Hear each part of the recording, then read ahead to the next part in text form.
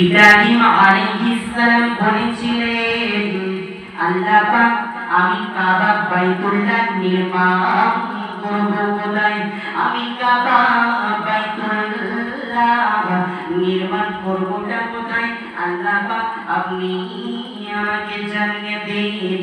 আল্লাহ পাক বললেন, ওরে আমার খলিল ইব্রাহিম, আমি আল্লাহ তোমাকে জানিয়ে দেব তুমি কোথায় কাবা বাইতুল্লাহটা নির্মাণ করবে। আমি আল্লাহ তোমাকে দেখিয়ে দিলাম। তুমি আর রুকআ সুজুদ যারা রুকু করবে এবং যারা সিজদা করবে, যারা দোয়া করবে, তাদের জন্য তুমি একটা বাইতুল্লাহ নির্মাণ করো। ইব্রাহিম আলাইহিস সালাম বলেন, আল্লাহ পাক তারপরে আমি কি করব? আল্লাহ পাক বললেন, ওরে ইব্রাহিম তুমি একবার লোকেদের উদ্দেশ্যে আহ্বান করে দাও, লোকেরা যেন এই কাবা বাইতুল্লাহ হজ করতে আসে, তুমি লোকেদের উদ্দেশ্যে আহ্বান করো। তখন ইব্রাহিম আলাইহিস সালাম বলেছিল, আল্লাহ পাক আমি যদি আহ্বান করি আমার মুখের আওয়াজটা কি সমস্ত মানুষের কানে কানে পৌঁছে যাবে? সমস্ত মানুষরা কি শুনতে পাবে? আমার আল্লাহ জানিয়ে দিলেন, ওরে আমার খলিল, ওরে আমার খলিল ইব্রাহিম তুমি একবার আহ্বানটা করো, লোকেদের কানে কানে পৌঁছানোর দায়িত্বটা আমি আল্লাহ নিজে নিয়ে নিলাম। আর জোরে বলেন। ইব্রাহিম আলাইহিস সালাম বললেন,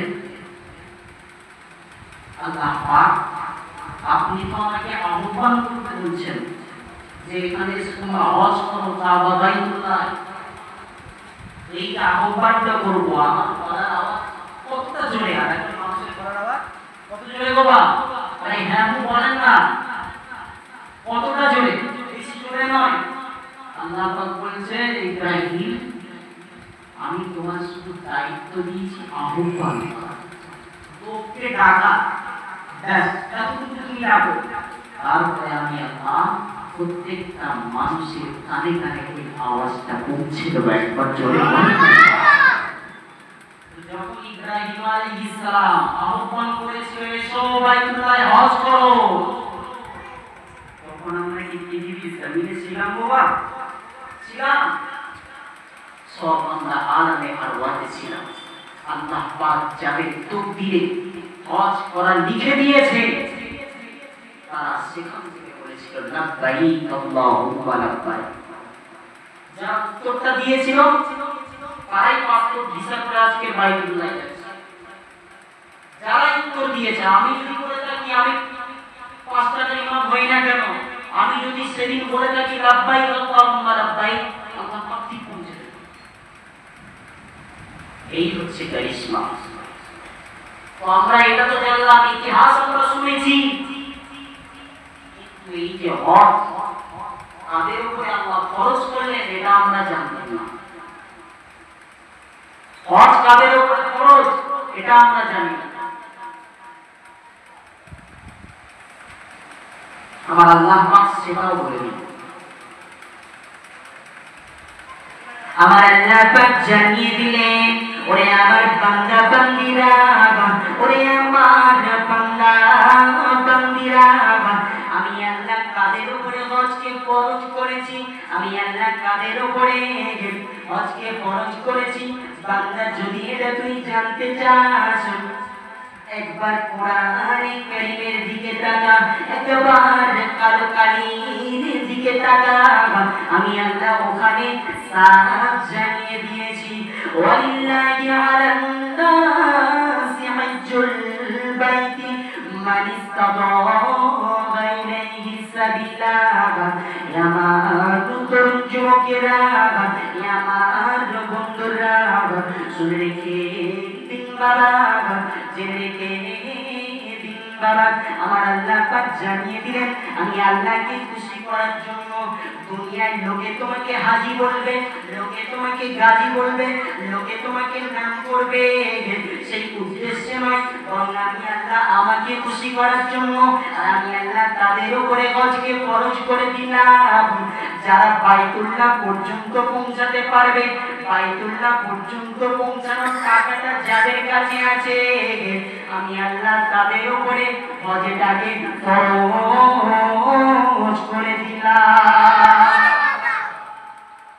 তাদের উপরে খরচ করলাম যাদের বাইতুল্লাহ পর্যন্ত পৌঁছানো মানি যাদের কাছে আছে, তাদের উপরে আমি আল্লাহ হজকে খরচ করেছি। আর প্রথমেই আল্লাহ ইন্ডিকেট কি করছে, এ বান্দা কোনো কারোর জন্য, লোককে দেখানোর জন্য নয়, খবরদার লোককে দেখানোর জন্য হজ করিসনি, সব বেকার হয়ে যাবে। কারণ ওই যে আল্লাহ পাক যুকুল হুজুরে কাদেরকে ঢোকাবেন, আলেম ওলামাদেরকে জিজ্ঞেস করবেন কেন আলেম হয়েছিলিস বল, সমাজে তো বিশাল বড় ভাষণ দিয়েছিলিস, কেন আলেম হয়েছিলি, কেন হাফেজ হয়েছিলি, শুধু লোককে শোষণ করার জন্য নাকি? আল্লাহ পাক জিজ্ঞেস করবেন আমাকে খুশি করার জন্য না দুনিয়ায় যদি বিশাল নাম বলবে, বক্তা বলবে, আলেম বলবে, সেজন্য জিজ্ঞেস করবে। তো তখন জিজ্ঞেস করবে কেন হাজি হয়েছিস, লোককে সম্মান করবে সেজন্য। তো এই জন্য আল্লাহ প্রথমেই সাবধান করে দিলেন ওয়ারিদা আল্লাহর জন্য।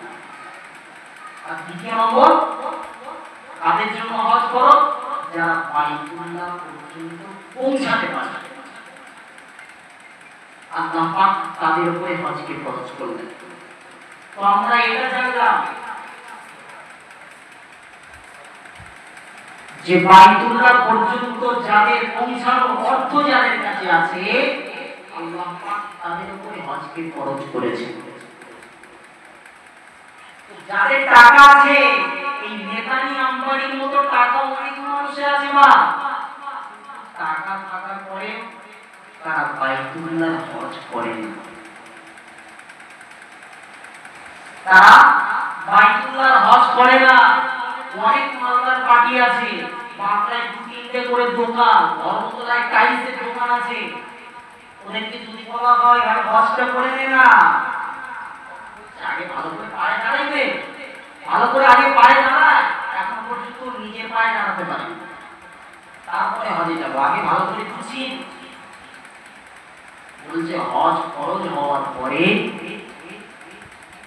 যদি একদিন দুদিন এরকম অতিবাহিত হতে থাকে, তাহলে আপনার কামায় আমলনামায় গুনাহ দিতে হবে। হজ ফরজ হওয়ার পরে এই জন্য রাসূলুল্লাহ কি হুঁশিয়ার করলেন শুনুন।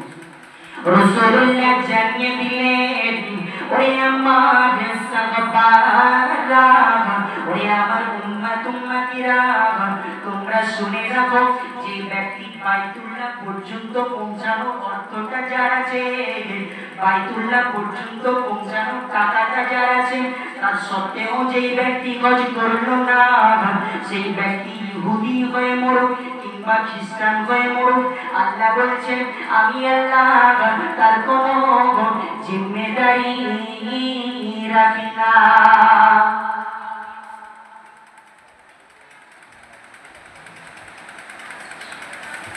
বলছে অর্থ থাকার পরেও, টাকা থাকার পরেও যেই ব্যক্তি হজ করলো না, রাসূলুল্লাহ কি বলছে, না সে ইহুদি হয়ে মরুক কিংবা খ্রিস্টান হয়ে মরুক, আমি আল্লাহ তার জিম্মেদারি নিই না, তাকে তার রাস্তায় ছেড়ে দিই। সে খ্রিস্টান হয়ে মরুক, সে ইহুদি হয়ে মরুক, তুই তোর রাস্তা দেখে। কে বলে? আল্লাহ পাক বলেন। আবার হাদিসে কুদসিতে আল্লাহ পাক কি বললেন? আল্লাহ পাক বলছে আমি আমার বান্দাকে সুস্থ রাখলাম, আমি আমার বান্দাকে খাওয়ার জন্য, তার রুজির জন্য, রুজি রোজগারের জন্য প্রত্যেকটা টাইম যখন যেমন দরকার, আজকে গোশত খেতে চেয়েছিস আমি আল্লাহ দিয়ে দিয়েছিলাম, মাছ খেতে চেয়েছিস আমি আল্লাহ দিয়ে দিয়েছিলাম, সমস্ত কিছু আমি আল্লাহ সার্ভিস দিয়েছিলাম। কিন্তু এইরকম ভাবে 5 বছর যখন অতিক্রান্ত হয়ে যায়, আল্লাহ পাক কি বলছে, ওই ব্যক্তি হতভাগা, হতভাগা, হতভাগা। হাদিসে কুদসির মধ্যে আল্লাহ পাক বলছে। এবারে আসেন যেহেতু তাড়াতাড়ি শেষ করতে হবে, ধমকটা তো শুনিনি না, এবারে সওয়াবটা কি? রাসূলুল্লাহ জানিয়ে দিলেন, যে ব্যক্তি কাবা বাইতুল্লাহ হজে গেল, যে ব্যক্তি কাবা বাইতুল্লাহ হজ করলো, লা ইয়ারফুসু ওয়ালা ইয়াফসুকু, সেখানে গিয়ে কোন রকমের অশ্লীল কাজ করলো না, সেখানে গিয়ে কারোর সঙ্গে ঝগড়া মারামারি করলো না। আমি রাসূলুল্লাহ জানিয়ে দিলাম, যেমন মায়ের পেট থেকে বাচ্চা ভূমিষ্ঠ হয়, মায়ের পেট থেকে বাচ্চা ভূমিষ্ঠ করে যেমন মাসুম হয়ে আসে, এই ব্যক্তিটা কাবা বাইতুল্লাহ হজ করার পরে তেমন আমি আল্লাহ তাকে মাসুম বানিয়ে দিই। আর জোরে বলেন না বলছে, একটা বাচ্চা যখন পেট থেকে ভূমিষ্ঠ হয়, কাবা বাইতুল্লাহ হজ করলো, মান হাজ্জা লা ইয়ারফুসু, সেখানে গিয়ে কোন রকমের অশ্লীল কাজ করলো না, ওয়ালা ইয়াসুকু, কোন রকমের অন্যায় করলো না, বুঝলা? কিন্তু মায়ের পেট থেকে জন্ম হলে যেমন একটা বাচ্চা খুবই মাসুম থাকে, তেমনি সেই বাইতুল্লাহ হজ করার পরে তেমনি মাসুম হয়ে যায়। একবার জোরে বলেন না। হাদিসে কি বলছে? গুফিরা লাহু মা তাকাদ্দামা মিন যানবিহি, পিছনে যত গুনাহ আছে আল্লাহ পাক তার গুনাহগুলিকে ক্ষমা করে দেন। এই রকম সব আবার বলছে, এক দিরহাম যদি বাইতুল্লাহ যাওয়ার জন্য খরচ করে, আমি আল্লাহ তাকে বাড়াতে বাড়াতে এক দিরহাম, এক নয়, দুই নয়, তিন নয়, 700 গুণ বাড়িয়ে আমি আল্লাহ পাক তার আমল নামে দিই। একবার জোরে বলেন না। আবার বলছে, যে ব্যক্তি কাবায় বাইতুল্লাহ ওখানে ইন্তেকাল করলো, সেই ব্যক্তি কিয়ামত পর্যন্ত শুয়ে শুয়ে হজের সওয়াব পেতে থাকবে। রাসূলুল্লাহ হজ অবস্থায় এক সাহাবা উঠ থেকে পড়ে গেলেন, পড়ে যাওয়ার পরে বললেন, হে আমার সাহাবারা, ওকে তোমরা গোসল দাও, ওকে কাফন দাও, তবে হ্যাঁ ওর মুখটা কিন্তু তোমরা খুলে রাখো, কারণ ওই যে ও বলতে বলতে উঠবে, ও কালকে আমাদের ময়দানে লাব্বাইক আল্লাহুম্মা লাব্বাইক, এটা বলে বলে আল্লাহর কাছে কালকে আমাদের ময়দানে উঠবে। লাব্বাইক লাব্বাইক বলবে। একবার চিন্তা করেন, আল্লাহ পাক যাদেরকে হজে নিয়ে যাচ্ছেন তাদের ফজিলতটা কত বড়। তো এই জন্য আমরা সকলে আমাদের যা অর্থ আছে, যদি আপনি পৌঁছানোর মতো খরচা আপনার থেকে থাকে, আমাদের তাজিল তাড়াতাড়ি করে নিন। মানে আমাদের হাজ্জা, যে ব্যক্তি হজের ইরাদা করে তার হাজ্জা তাড়াতাড়ি করে দেয়, বিলম্ব করো না। কারণ ওই যে টাকা থাকলে কিন্তু যেতে পারবে না। কখন কোভিড-19 চলে এলো, করোনা ভাইরাস, চল টাকা আছে কিন্তু যেতে পারছো না, টাকা অনুযায়ী খরচ হয়ে যাবে। এমন অসুস্থ হয়ে পড়বি, বাপের অসুস্থ, মায়ের অসুস্থ, সেখানেই টাকা ব্যয় হয়ে যাবে, যেতে পারবি না। সেই জন্য রাসূলুল্লাহ বলছেন, সঙ্গে সঙ্গে যা টাকা আছে চলে যাবে। তো এই জন্য আমরা সকলে আল্লাহ পাক যাদের সম্পদ দিয়েছে, আমরা যেন বাইতুল্লাহ হজ করার আল্লাহ পাক যেন তৌফিক দেন। প্রথম থেকে নিয়ে শেষ পর্যন্ত যা কিছু বললাম, আল্লাহ পাক যেন সর্বপ্রথম আমাদেরকে আমলের তৌফিক দান করে, এবং সাথে সাথে আল্লাহ পাক যেন আমাদের সকলকে আমলের তৌফিক দান করেন। আমিন ওয়া আখিরু দাওয়ানা আলহামদুলিল্লাহি রাব্বিল আলামিন। সময় খুব কম। আল্লাহ পাক বান্দাকে খুবই ভালোবাসে। আল্লাহ পাক ফেরেশতাদেরকে ইন্ডিকেট করে বলছে, ওরে আমার মালায়েকারা, আমার বান্দা যদি গুনাহ করার ইচ্ছা করে, মনে মনে ইচ্ছা করছে গুনাহ করার, তাহলে খবরদার গুনাহটা কিন্তু লিখিস না। মনে মনে যদি ইচ্ছা করে গুনাহটা লিখবি না। কিন্তু যদি আমার বান্দা গুনাহ করেই ফেলে, শয়তানের ধোঁকায় পড়ে ফেলেছে, একটু নাচ গান করে নিয়েছে, তাহলে যতটুকু গুনাহ করেছে ততটুকু লিখবে, বেশি লিখবে, একটা গুনাহ করেছে একটা গুনাহ লিখবে, যতটুকু করেছে ততটুকু লিখবে। তারপরে বলছে আমার বান্দা যদি গুনাহ নেকি করার ইচ্ছা করে, তামান্না করে, আশা করে, আকাঙ্ক্ষা করে, মনে মনে শুধু ইচ্ছা করেছে, আল্লাহ বলছে ওরে আমার ফেরেশতা, আমার বান্দা শুধু নেকি করার ইচ্ছা করার কারণে তার নামায় আমল নামায় 10টা নেকি।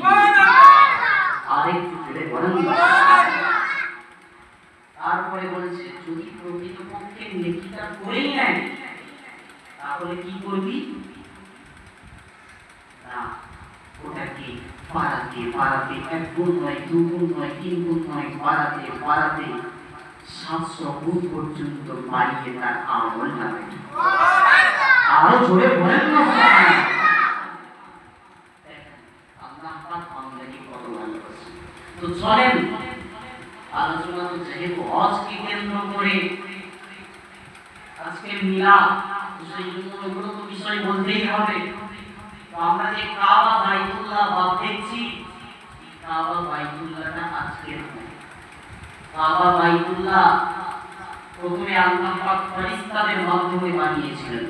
আল্লাহ পাক বলেছিলেন হে আমার ফেরেশতা যাও তোমরা দুনিয়ার বুকে কাবা বাইতুল্লাহ আমি আমার ঘর নির্মাণ করো। তারা বানিয়েছিল। তারপরে নূহ আলাইহিস সালামের বন্যা আমরা শুনেছি না, যে বিরাট বন্যা হয়েছিল, চারিদিকে বন্যা হয়েছিল, আর নূহ আলাইহিস সালামকে বলেছিল নূহ তুমি নৌকা তৈরি করো, আর নৌকায় প্রত্যেকটা জোড়া জোড়া প্রাণী তোমার নৌকার উপরে ওঠাও। তো সেই নূহ আলাইহিস সালামের যখন বন্যা হয়েছিল কাবাকে আল্লাহ পাক তুলে নিয়েছিলেন। তারপরে দ্বিতীয়বার আল্লাহ ইব্রাহিমকে হুকুম করলেন ইব্রাহিম তুমি কাবা বাইতুল্লাহ পুনর্নির্মাণ করো।